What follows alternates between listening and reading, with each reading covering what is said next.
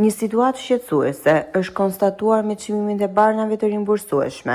3 ditë më parë, Ministria e Shëndetësisë ka publikuar listën e përditësuar, ku vëren në rritje të ndjeshme të çmimeve të barnave të importuara, krahasuar me listën e 16 janarit. Sipas të dhënave, rritjet variojnë nga 3 deri në 4% brenda vetëm 2 javëve.